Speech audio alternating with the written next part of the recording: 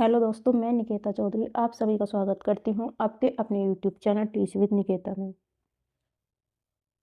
आज जो मैं क्लास लेके आई हूँ इसमें हम पढ़ने वाले हैं 2016 यूपी टेट का जो संस्कृत का क्वेश्चन पेपर था वो वाला सॉल्व करेंगे। और इससे पहले मैं 2016 का सीडीपी बाल विकास वाला और हिंदी और ईवीएस का क्वेश्चन पेपर सॉल्व करा चुकी हूँ। वो नहीं देखे हो वीडियो तो आप जाकर चैनल पर देख लेना। अगर आप पहली बार मेरे चैनल पर आए तो चैनल को सब्सक्राइब करना, वीडियो पसंद आए तो लाइक और शेयर करना मत भूलना। चलते हैं हम आज की क्लास की तरफ अपने, जिसमें सबसे पहला क्वेश्चन दिया हुआ है कि सालमली वृक्ष का वर्णन किस ग्रंथ में प्राप्त होता है। ये आपके चार ऑप्शन दिए हुए हैं। पहला ऑप्शन है रघुवंशम, दूसरा है कीर्तार्जुनियम, तीसरा है शिवराज विजयम और चौथा है कादम्बरी। तो हमें बताना है कि सालमली वृक्ष का जो वर्णन हुआ था किस ग्रंथ में हुआ था। ये जो आपकी रचनाएं दी हुई हैं, रचनाओं से रिलेटेड भी आपके क्वेश्चन आते हैं। 2-3 नंबर के क्वेश्चन आते हैं आपके, 2-3 रचनाएं पूछी जाती है और उनके रचनाकार पूछे जाते हैं। और ये हर साल पेपर में रिपीट होते हैं ये वाले क्वेश्चन। इससे रिलेटेड क्लास में ले चुकी हूँ, इसमें करा चुकी हूँ ये सारी रचनाएं वगैरह। अगर आपने वो वीडियो नहीं देखी हो तो आप देख लेना, मैं इसकी लिंक इस डिस्क्रिप्शन बॉक्स में डाल दी गई है। तो इस क्वेश्चन की बात करते हैं। तो किस ग्रंथ में वर्णन किया गया है, वो किया गया है कादम्बरी में। कादम्बरी जो ग्रंथ है उसमें सालमली वृक्ष का वर्णन किया गया है। और जो कादम्बरी है ये लिखी किसने थी, इसके रचनाकार कौन थे, ये इसके रचनाकार थे बाण भट्ट। रचनाओं से रिलेटेड क्वेश्चन आता है, ये ध्यान रखना। और अगर बात करें रघुवंशम की, ये किसने लिखी थी, इसके रचनाकार थे कालिदास। और कीर्तार्जुनियम की बात करें तो इसके थे भारवी। इस वाले ऑप्शन का आपको मुझे लिख के कमेंट बॉक्स में बताना है कि इसके रचनाकार कौन। नेक्स्ट क्वेश्चन है कि पुत्र प्राप्ति की कामना से राजा दिलीप ने किस ऋषि के आश्रम में गौ सेवा की थी। किस में की थी, काश्यप ऋषि के आश्रम में, अत्रि ऋषि के, या वशिष्ठ ऋषि, या विश्वामित्र। तो किस में की थी गौ सेवा राजा दिलीप ने, वो की थी वशिष्ठ ऋषि के आश्रम में गौ सेवा की थी। और जिस गाय की सेवा की थी उस गाय का नाम भी कभी कभी पूछ लिया जाता है, तो उस गाय का नाम था नंदिनी, ये याद रखना। नेक्स्ट क्वेश्चन है संस्कृत में प्रसिद्ध नाटककार विशाख दत्त की कीर्ति का क्या नाम है। पहला ऑप्शन है हितोपदेश, दूसरा है मुद्राक्षर, तीसरा है शिशुपाल वध और चौथा है मृच्छकटिकम। तो जो संस्कृत में प्रसिद्ध नाटककार थे विशाख दत्त, जो उनकी रचना थी वो कौन सी थी, वो थी मुद्राक्षर, विशाख दत्त की। अगर बात करें शिशुपाल वध की, तो इसके रचनाकार थे माघ। कौन थे, माघ। और मृच्छकटिकम की बात करें तो इसके रचनाकार थे शूद्रक। ये जो है हितोपदेश, इसके रचनाकार का नाम आपको मुझे कमेंट बॉक्स में बताना। नेक्स्ट क्वेश्चन है मनु स्मृति के अनुसार धर्म के कितने लक्षण हैं, 8, 10, 5 या 4। तो मनु स्मृति के अनुसार जो धर्म के लक्षण हैं वे हैं 10। राइट आंसर होगा इसका ऑप्शन नंबर 2। नेक्स्ट क्वेश्चन है अनाथ परिपालनम ही धर्म अस्वद विधानम सूक्ति का संबंध है किससे है, सुभाषित रत्नावली से, चंद्रपीड़ कथा से, नीति शतकम से, या वैराग्य शतकम से। तो ये जो सूक्ति है इसका संबंध किससे है, इसका संबंध है चंद्रपीड़ कथा से। Right answer option number 2। Arjun के धनुष का क्या नाम था, पांचजन्य, गाड़ी, पाशुपात या पुष्प धनुआ। जो अर्जुन का धनुष था उसका क्या नाम था, उसका नाम था गाड़ी। Right answer option number 2। Next question है कि विजातीय पद का चयन कीजिए। ऑप्शन है लुता, एला, लवणगम या मधुरिका।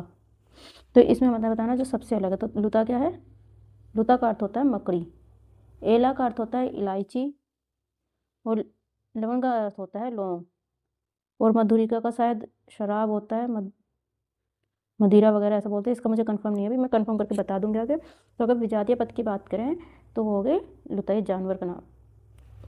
राइट आंसर हो गया ऑप्शन नंबर 1। नेक्स्ट क्वेश्चन है चतुस्त्रिशतम संख्या है, इसका क्या अर्थ है, 304, 430, 43 या फिर 34।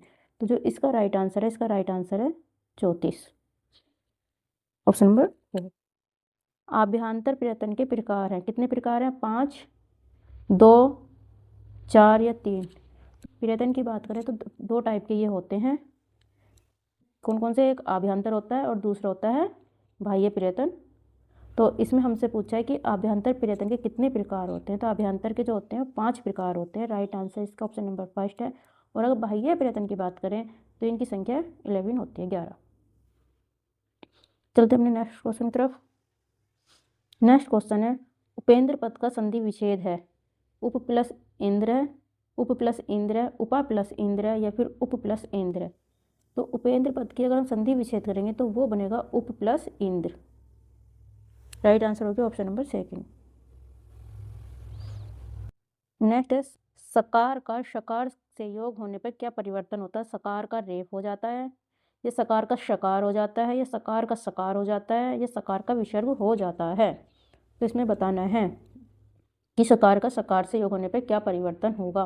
तो इसका राइट ऑप्शन होगा सकार का शकार हो जाता है। ऑप्शन नंबर सेकंड इसका सही आंसर है। नेक्स्ट क्वेश्चन की बात करते हैं। भूतपूर्व इस समस्त पद का विग्रह होगा। ऑप्शन है पूर्वे भूत है, पूर्व भूत है, या फिर पूर्वश्य भूत है, या पूर्वात भूत है। तो भूतपूर्व इस समस्त पद का जब हम समास विग्रह करेंगे तो इसका आंसर आएगा आपका पूर्व भूत है। ये जो क्वेश्चन है ये आपका 2018 और 2019 में भी रिपीट हो चुका है, आया हुआ है। हरिये रोस्ते भक्ति वाक्य में हरिये पद में कौन सी विभक्ति है। तृतीया, पंचमी, चतुर्थी या सप्तमी। तो इसमें कौन सी विभक्ति है, इसमें है आपकी चतुर्थी, हरिये रोस्ते भक्ति में। नेक्स्ट है, परिमाण मात्र में कौन सी विभक्ति होती है। परिमाण में प्रथमा, चतुर्थी, द्वितीय या पंचमी। तो कौन सी होती है, इसमें होती है प्रथमा। Right answer option number 5। Next question की बात करते हैं। व्यायामेन शरीरम स्वस्थ भक्ति वाक्य के रेखांकित पद में प्रयुक्त कारक है। कर्म, करण, संप्रदान या अपादान। इसका अर्थ है कि व्यायाम करने से, व्यायाम से शरीर स्वस्थ होता है। तो इसमें क्या है, से। तो इसका राइट आंसर है करण, करण। नेक्स्ट क्वेश्चन है, नव पलाश पलाश वनम में अलंकार है श्लेष, यमक, अनुप्रास या उत्प्रेक्षा। इसमें ये जो पलाश पलाश है, पलाश पलाश ये 2 बार रिपीट हुआ है। तो जहाँ शब्दों की आवृत्ति होती है वहाँ कौन सा अलंकार होता है, कनक, कनकते, सौगुनी, मादकता, स्वाधिकाय, है ना। तो कौन सा होता है उसमें, यमक। तो इसका राइट आंसर क्या है, यमक। Option number second. Next question है, तस्मै पद का विभक्ति एवं वचन है। चतुर्थी एक वचन, षष्ठी एक वचन, सप्तमी एक वचन, या फिर सप्तमी बहुवचन। तो इसका क्या है, तस्मै पद में कौन सी विभक्ति, चतुर्थी विभक्ति और एक वचन। राइट आंसर हो गया ऑप्शन नंबर 5। नेक्स्ट क्वेश्चन है, अकथितम च सूत्र के अंतर्गत कितने द्विकर्मक धातुएं हैं। ऑप्शन दिया हुआ है 16, 14, 13 या 10। तो कितनी धातुएं हैं, इसमें है 16 धातुएं। राइट आंसर हो गया ऑप्शन नंबर 1। नेक्स्ट क्वेश्चन है, संप्रति वायु प्रदूषण से दूर करणाय नगरे उद्यानम आवश्यक वाक्य में अव्यय पद है। इसका राइट आंसर हो गया ऑप्शन नंबर 4। नेक्स्ट क्वेश्चन है, जानहि ज्ञात धातु का रूप होता है। अगर आपने धातु रूप याद करोगे तो आप इसका आसानी से बता सकते हो। इसमें कौन सा रूप होता है, लट लकार प्रथम पुरुष एक वचन में। दूसरा ऑप्शन है लंड लकार प्रथम पुरुष एक वचन में। तीसरा ऑप्शन है लोट लकार मध्यम पुरुष एक वचन में। चौथा ऑप्शन है लट लकार उत्तम पुरुष एक वचन में। तो जानहि ज्ञात धातु का रूप होता है क्या, कौन सा होता है, वो होता है लोट लकार मध्यम पुरुष और एक वचन में। राइट आंसर हो गया ऑप्शन नंबर 3। नेक्स्ट क्वेश्चन है, क्रिया में वर्तमान कालिक निरंतरता घोषित करने के लिए प्रयुक्त होने वाला प्रत्यय है। कत्वा, तुमुन, कत या श्रत। कौन सा है इसमें बताओ, प्रत्यय बताना है इसमें। तो इसमें प्रत्यय है श्रत। Right answer option number 4। Next question है, मयाम रामः दृश्यते वाक्य का वाच्य परिवर्तन करने पर वाक्य क्या होगा। अहम रामः पश्यामि, अहम रामम पश्यामि, अहम रामम दर्शयामि, या मया रामम पश्यामि। तो कौन सा होगा, इसमें होगा मया रामः दृश्यते का हो जाएगा इसमें अहम रामम पश्यामि। Right answer option number 2। मैं मुख से बोलता हूँ वाक्य का अनुवाद होगा अहम मुखम वदामि, अहम मुखम वदति, अहम मुखेन वदिष्यामि, या अहम मुखेन वदामि। मैं मुख से बोलता हूँ, इसका संस्कृत में हमें बताना है। तो क्या होगा, अहम मुखेन वदामि। तो राइट आंसर हो गया ऑप्शन नंबर 4। चलते हैं नेक्स्ट क्वेश्चन तरफ। संस्कृत काव्य शिक्षण का उद्देश्य नहीं है। क्या नहीं है, छात्रों को रसानुभूति कराना, गति, यति, लय एवं भाव के अनुसार श्लोक पाठ करने की क्षमता का विकास करना, शब्द भंडार में वृद्धि करना, या कविता के उद्यत भावों का विकास करना। तो जो संस्कृत काव्य शिक्षण है उसका हमें उद्देश्य ये बताना है कि क्या उद्देश्य नहीं होता है। तो छात्रों को रसानुभूति कराना, ये तो होता है। गति, यति, लय एवं भाव के अनुसार श्लोक पाठ करने की क्षमता का विकास करना, ये भी आपका सही है। जब हम श्लोक पढ़ाते हैं तो उसमें हम लय का, गति का, भाव का, हर चीज़ का हम ध्यान रखते हैं। जब कविता के उदात्त भावों का विकास करना, कविता पढ़ाते हैं तो उसके भाव भी हम बताते हैं, उसका अर्थ बताते हैं, समझाते हैं। यह शब्द भंडार में वृद्धि करना, तो इसका राइट आंसर होगा कि जो शब्द भंडार में वृद्धि करना जो है वो संस्कृत काव्य शिक्षण का उद्देश्य नहीं है। गद्य शिक्षण में किसका विशेष महत्व नहीं है? अनुकरण वाचन का, विचार विश्लेषण का, काठिन्य निवारण का, या लय युक्त स्वर स्वर वाचन का? किसका नहीं है गद्य शिक्षण में? जब हम गद्य शिक्षण पढ़ते हैं गद्य वाली, तो उसमें किसका विशेष महत्व होता है? अनुकरण वाचन का, वो तो होता है। विचार विश्लेषण का हम विचार भी करते हैं, ये भी होता है। काठिन्य निवारण का, ये भी सही, लेकिन उसमें लय युक्त स्वर वाचन का कोई महत्व नहीं होता। ये जो होता है ये पद में होता है, पद शिक्षण जो हम पढ़ते हैं उसमें होता है। तो राइट आंसर होगा ऑप्शन नंबर 4। नेक्स्ट है, श्लोक के एक एक पद का अर्थ करते जाना किस प्रणाली का द्योतक है? व्याख्या प्रणाली का, तुलना प्रणाली का, समीक्षा प्रणाली का, या गीत एवं नाट्य प्रणाली का? तो किसका है? श्लोक के एक एक पद का जब हम अर्थ करते हैं तो होता है व्याख्या प्रणाली का। राइट आंसर हो गया ऑप्शन नंबर 5। संस्कृत भाषा में कहानी शिक्षण करते समय शिक्षक को बचना चाहिए।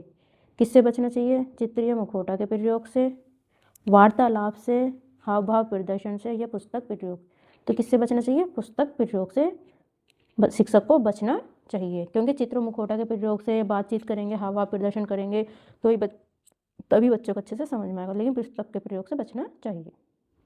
नेक्स्ट क्वेश्चन है, फ्लैश कार्ड शिक्षण अधिगम सामग्री है? दृश्य श्रव्य सामग्री, श्रव्य, दृश्य, या इनमें से कोई नहीं? तो फ्लैश कार्ड जो होते हैं उनको सिर्फ सुन नहीं सकते, हम सिर्फ देख सकते हैं, तो ये भी नहीं होगा, श्रव्य भी नहीं होगा। तो इस राइट आंसर हो गया ऑप्शन नंबर 3। तो फ्रेंड्स, ये आपके संस्कृत के 30 क्वेश्चन थे। ये 2016 का क्वेश्चन पेपर था, 2016 का क्वेश्चन पेपर था। अगर आपको वीडियो पसंद आई हो तो लाइक और शेयर जरूर करना, और चैनल को सब्सक्राइब करना मत भूलना। मिलते हैं नेक्स्ट क्लास में जिसमें हम प्रैक्टिस सेट स्टार्ट करने वाले हैं। तब तक के लिए बाय बाय, थैंक यू।